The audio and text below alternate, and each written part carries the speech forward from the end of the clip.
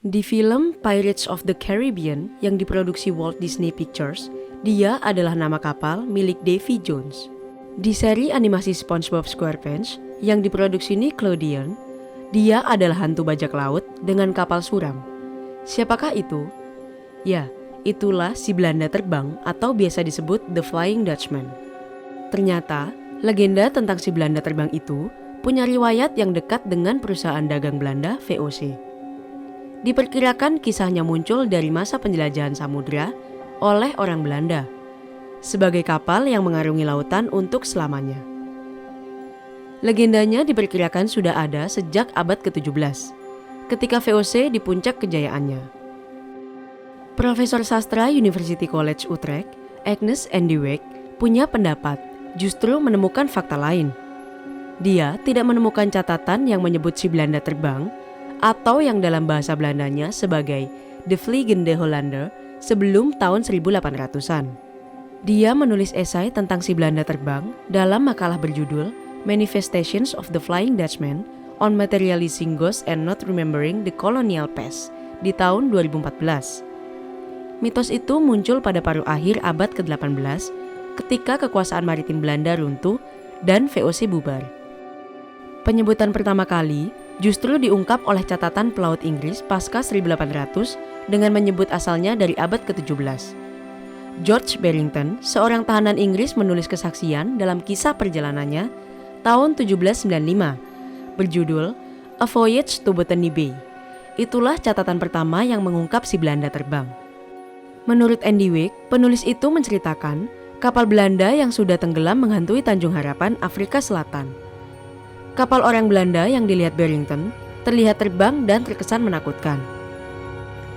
Mei 1821, majalah Blackwood's Edinburgh Magazine melaporkan penampakan serupa di Tanjung Harapan dengan menyebut nama Kapten Hendrik van der Decker.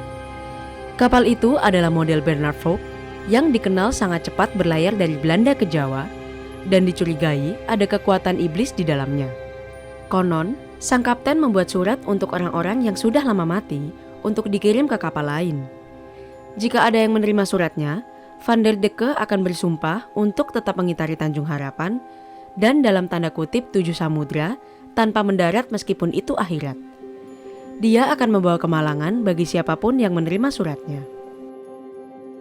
Abad ke-19 penampakannya makin menjadi dalam catatan sastra Inggris termasuk oleh sastrawan Skotlandia Sir Walter Scott. Scott dalam catatannya berjudul Rokeby tahun 1812 melihat Dutchman saat berlayar di tengah badai. Si Belanda terbang bukan karakter manusia, tapi kapal. Dia muncul dalam malapetaka itu, tetapi tidak dijelaskan kejadiannya secara rinci. Raja George V pun pernah melihatnya. Seperti di cerita SpongeBob SquarePants, kapal si Belanda terbang itu melayang-layang.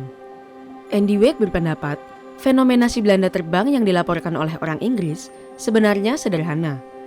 Kemunculannya persis ketika kekuatan angkatan laut Belanda memudar dan Inggris sedang jaya-jayanya. Lalu, bagaimana sains menjelaskan si Belanda terbang?